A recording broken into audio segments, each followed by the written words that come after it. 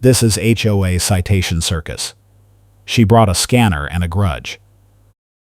Karen screamed that she was adding a same-day enforcement surcharge because she felt like it. You are not allowed to do that in this HOA. I said it loud enough that the teenager on the bike braking hard at the curb could hear every word. Kathleen Ramirez, records custodian for the reserve at Kingsbridge Village Association here in Spokane Valley, Washington, did not even blink. She just held up that portable thermal printer like it was a judge's gavel and told me the receipt was final. I run a small mobile detailing business, which means I need my driveway clear and accessible, and right now there was a bright yellow tire clamp locked onto my front wheel. The stakes were simple. I needed a clean record because my clients run background checks, and an HOA lien or collections hit would kill my credibility. Kathleen knew that. She smiled when she said it. The clamp went on 20 minutes ago. I was inside grabbing my detailing kit when I heard the metallic snap. By the time I got outside, the vendor was gone and Kathleen was standing there with a clipboard and that ridiculous little stamp she slams onto paper like it proves something.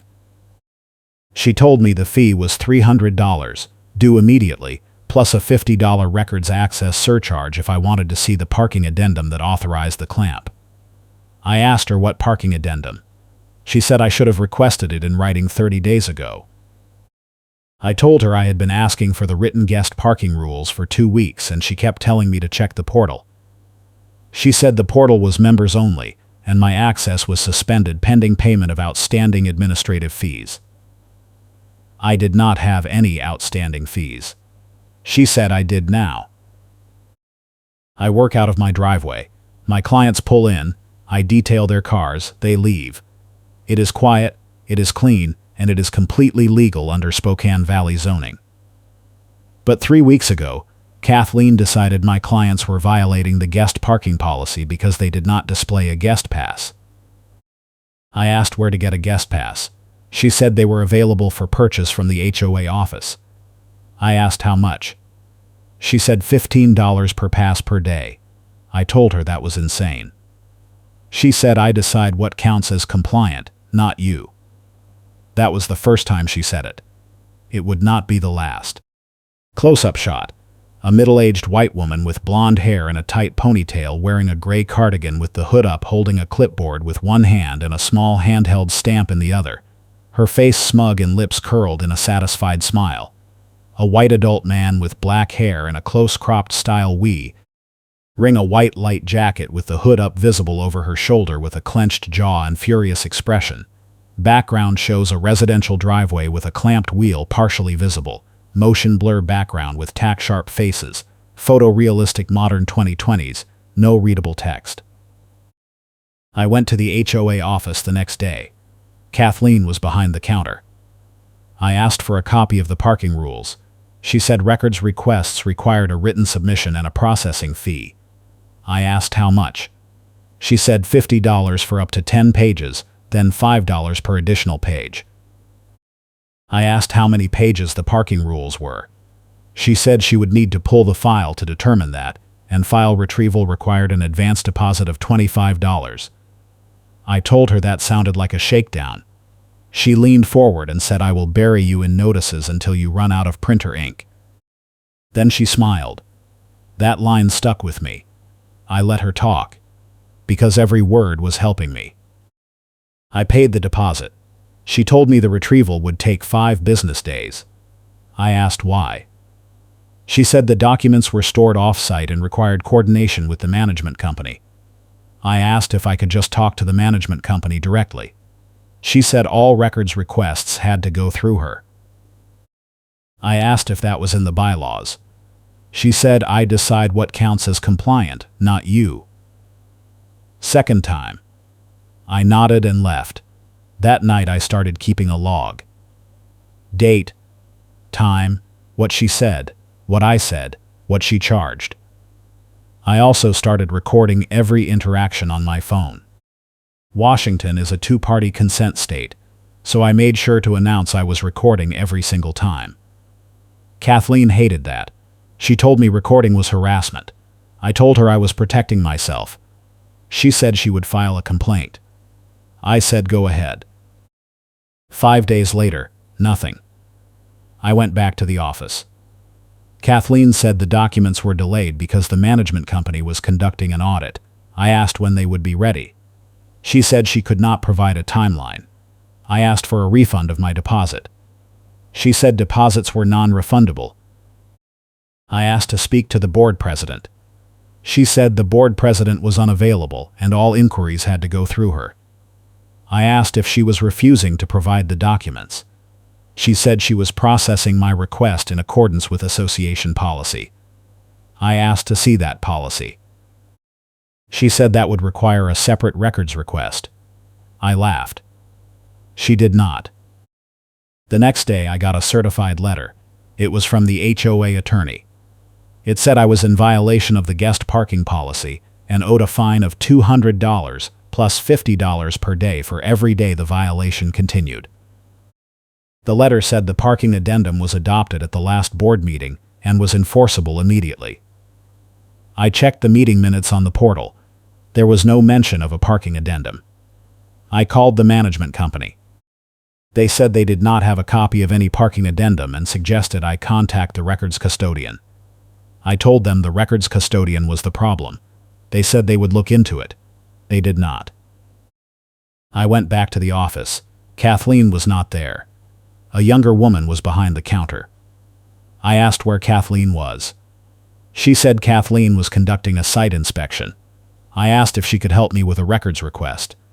She said she did not have access to the files. I asked when Kathleen would be back.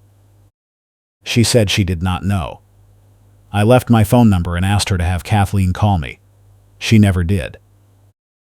2 days later, a truck pulled up to my driveway. It was not a tow truck.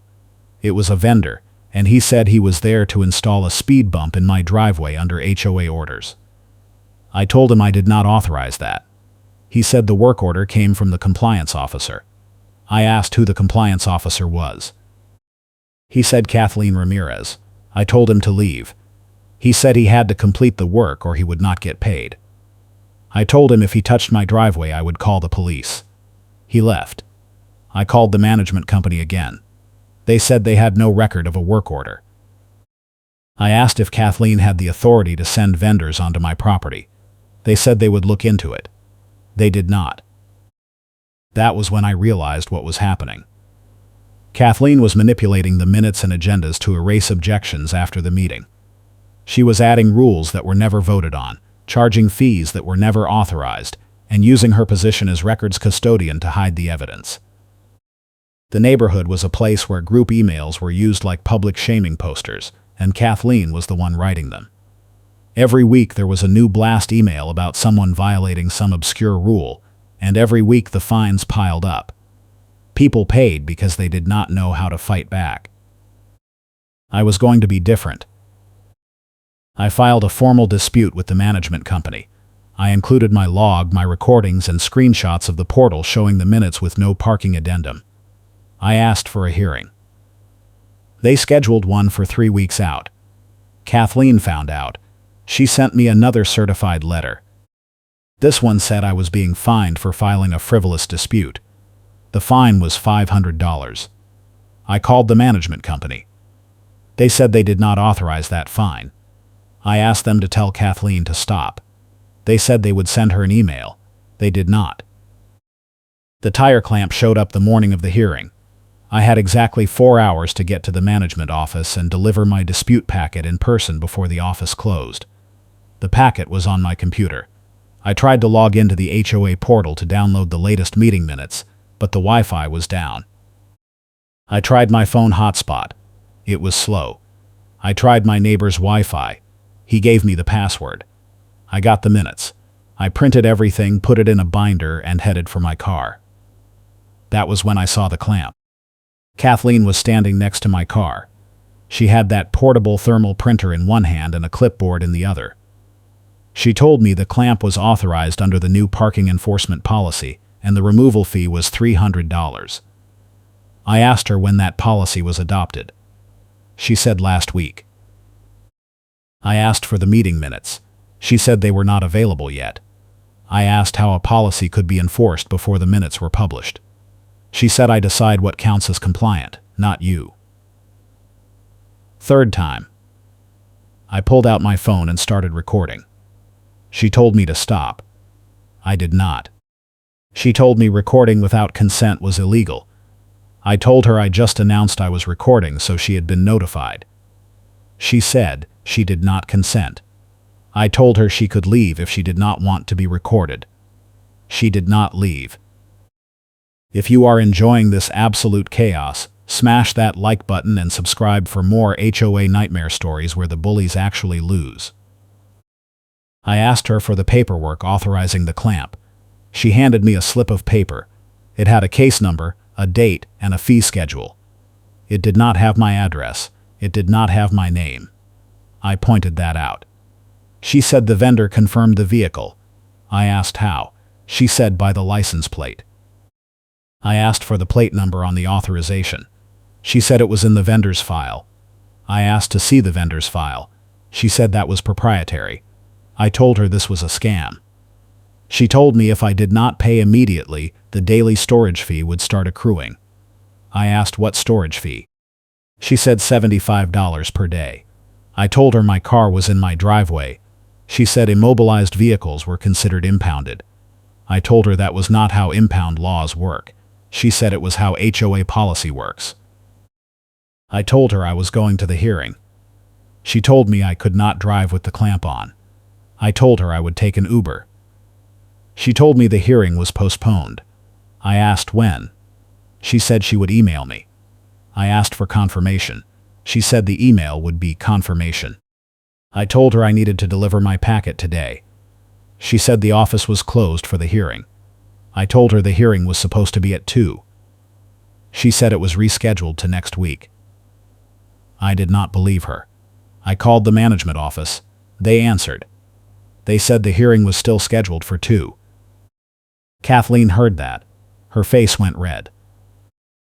She told me I was harassing her by calling the office while she was present. I told her I was verifying information she gave me. She said she was filing a complaint. I said go ahead.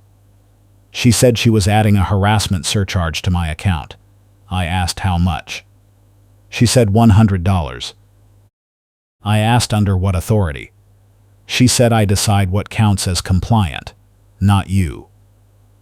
Fourth time. I smiled. I had her. The wind picked up. It was one of those sudden Spokane Valley gusts that come out of nowhere and spike tempers. Kathleen's printed packet went airborne. She lunged for it. Papers scattered across the driveway. She scrambled to pick them up. I watched. She yelled at me to help. I did not move. She stuffed the papers back into her folder and told me she was adding a cleanup fee. I told her the wind was not my fault. She said I should have helped. I told her I was busy recording. She told me to delete the recording. I told her no. She stepped closer. I stepped back. The teenager on the bike at the curb was filming on his phone. Kathleen saw him. She yelled at him to stop. He did not. She told him she would report him to his parents. He laughed and rode off. I told Kathleen I was leaving for the hearing. She told me I could not leave with the clamp on. I told her I was not driving. She said the clamp stays until I pay. I told her I was not paying. She said she would add another day of storage fees. I told her to do whatever she wanted. She said I would regret this. I told her I already regretted moving into this neighborhood. She said that was not her problem. I said it was about to be. I called an Uber. It showed up 10 minutes later. Kathleen stood in the driveway and told the driver I was not allowed to leave. The driver asked if she was law enforcement. She said she was the HOA compliance officer. He asked if that was a real job. She said it was an elected position. He told her to move. She did not. He told her he was calling the police. She moved. I got in the car.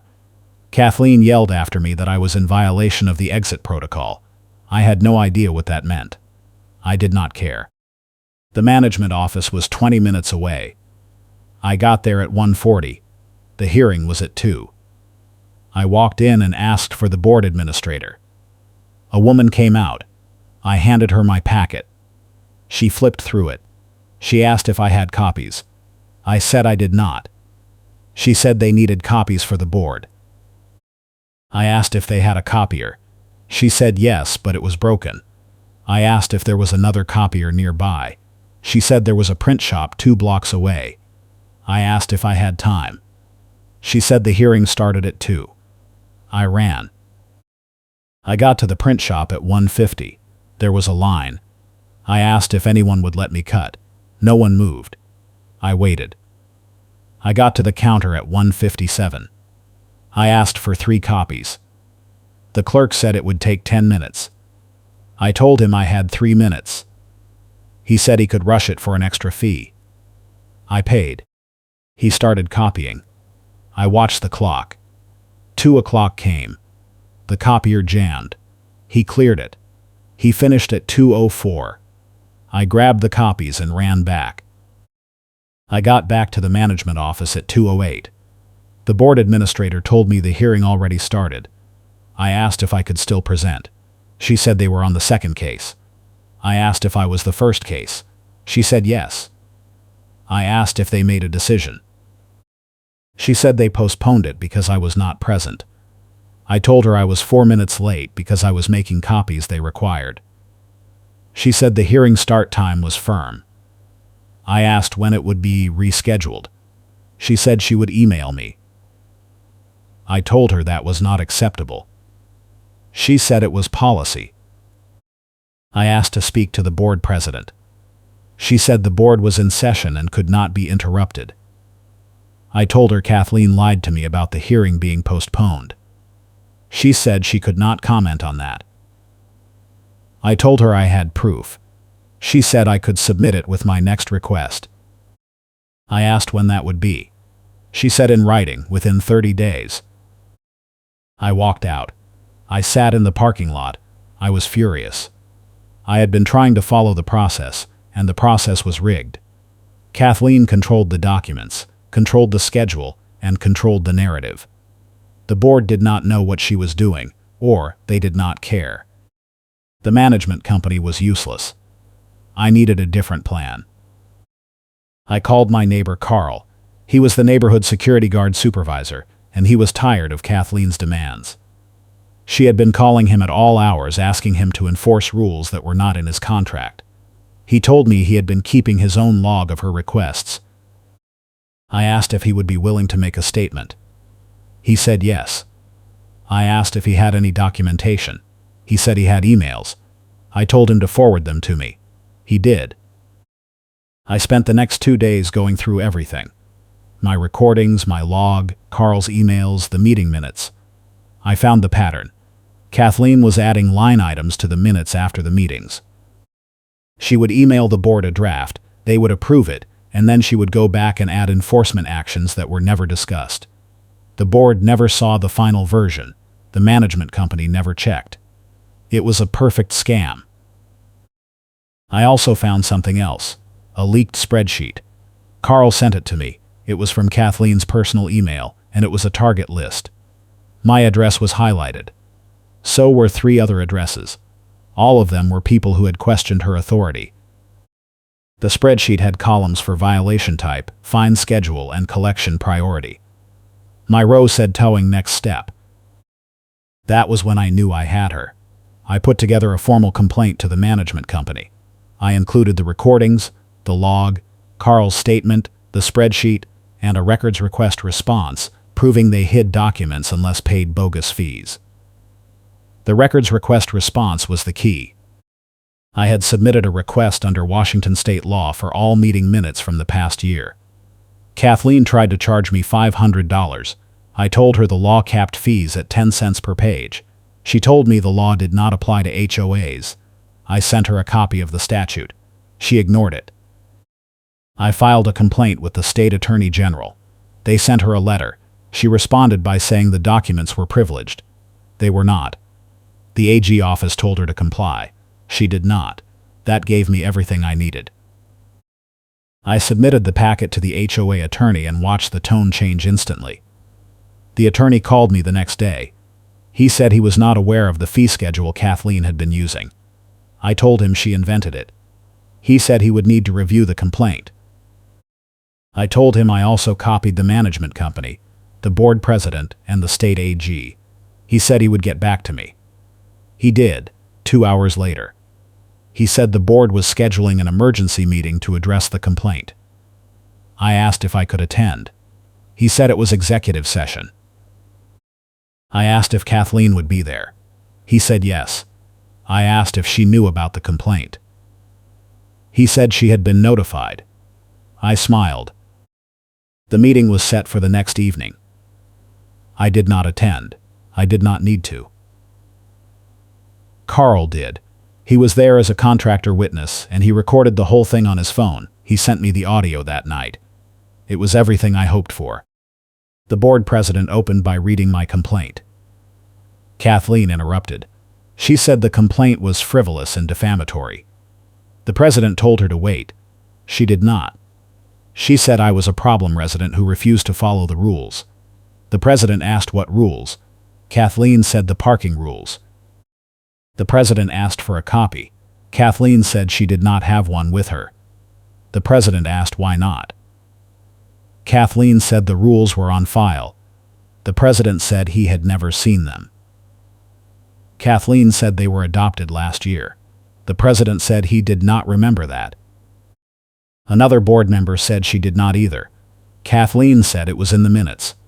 The president pulled up the minutes on his laptop. He read them out loud. There was no parking rule. Kathleen said it must have been a different meeting. The president asked which one. Kathleen did not answer. The attorney spoke up. He said he reviewed the complaint and found multiple discrepancies. He said the fee schedule Kathleen used was not in the governing documents. He said the parking enforcement policy she cited did not exist. He said the vendor she hired to install a speed bump was not approved by the board. Kathleen said she had emergency authority. The attorney said she did not. Kathleen said she was protecting the community. The attorney said she was exposing the HOA to liability. Kathleen said I was the one causing problems.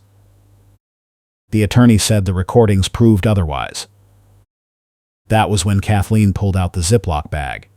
She said it was evidence. Inside was a torn permit backing. She said it proved I was using fake guest passes. The board president asked where she got it. She said she found it in my driveway. He asked when. She said last week. He asked if she had permission to enter my property. She said she did not need permission. The attorney said she did. Kathleen said she was acting in her official capacity. The attorney said that was not a legal defense. Kathleen said she was done being attacked. She stood up and walked out. The board president called a recess. Carl said the room was silent for a full minute. Then the attorney said they had a serious problem. The president asked what. The attorney said Kathleen had been operating outside her authority for months, possibly years. He said the HOA could be sued. The president asked by who. The attorney said by me, and possibly by others on the target list. The president asked what target list. The attorney showed him the spreadsheet. The president said he had never seen it. The attorney said it came from Kathleen's email. The president asked how I got it. The attorney said that was not the point. The point was it existed. They voted to suspend Kathleen pending an investigation. They also voted to rescind all fines and fees she had imposed without board approval. They also voted to issue a written no-contact directive. Carl said Kathleen came back into the room during the vote. She asked what they were doing. The president said they were protecting the HOA. She said they were making a mistake. He said the mistake was letting her operate without oversight. She said she would sue. The attorney said she could try. She left. The next morning, I got an email from the management company. It said all enforcement actions against me were rescinded. It said the tire clamp would be removed at no cost. It said I would receive a refund of all fees paid. It said Kathleen Ramirez was no longer acting as records custodian and I should direct all future requests to the management company. I forwarded the email to Carl. He replied with a thumbs up emoji. I went outside. The clamp was still on my car. I called the management company. They said the vendor would be out that afternoon. I asked if I could remove it myself. They said no. I asked why. They said it was HOA property. I told them it was on my property. They said they would expedite the removal. The vendor showed up an hour later. He unlocked the clamp and loaded it into his truck. I asked him how much Kathleen paid him to put it on. He said $200. I asked him how much the HOA paid him to take it off. He said nothing. He said Kathleen told him the HOA would pay. I asked if he had a contract. He said no. I asked if he got that in writing. He said no. I told him good luck collecting. He drove off. I went to the tow yard later that week. I wanted to see if there were any other records related to my case. The clerk was reluctant. I showed her the management company email. She pulled the file. It was a mess. Half the pages were blank. The other half had conflicting information. I asked if this was normal. She said it was not. I asked if Kathleen provided the authorization. She said yes. I asked if the clerk verified it. She said she assumed it was valid. I asked if she checked with the HOA. She said no. I asked why not. She said Kathleen told her she did not need to. I thanked her and left. That was the turning point. I had everything I needed. I submitted a formal complaint to the management company that triggered discipline. I included the tow yard records, the vendor statement, and the board meeting audio. The management company forwarded it to their corporate office. Corporate launched an audit. The audit found that Kathleen had been charging unauthorized fees for 3 years. The total was over $40,000. Some of it went to vendors. Some of it went to Kathleen. Corporate fired the management company and hired a new one. The new management company locked Kathleen out of the portal and sent a cease and desist letter. Kathleen hired a lawyer. The lawyer reviewed the evidence and withdrew. The final showdown happened at the community entrance lane. Kathleen showed up with another vendor and a new clamp. She told the guard she was reclaiming HOA property. The guard called Carl. Carl called me. I called the new management company. They called the police. By the time I got there, Kathleen was blocking the lane and screaming at the tow truck driver. The driver was trying to back out. Kathleen was standing in front of the truck with her arms spread like she was law enforcement. Neighbors were filming. The police arrived. They asked Kathleen to move. She refused. They asked again. She said she had authority. They asked under what law. She said, HOA policy. They told her that was not a law. She said she was protecting the community. They told her she was trespassing. She said it was her community too. They told her to move or they would arrest her. She moved. The police asked me if I wanted to press charges. I said no. I just wanted her to stop. They asked Kathleen if she understood. She said she understood that I was a criminal. They asked her to clarify. She said I was stealing HOA funds by refusing to pay fines. They asked her what fines. She said the ones she imposed. They asked if the HOA authorized them. She said she did not need authorization. They told her that was not how it works. She said it was how it works in the reserve at Kingsbridge Village Association.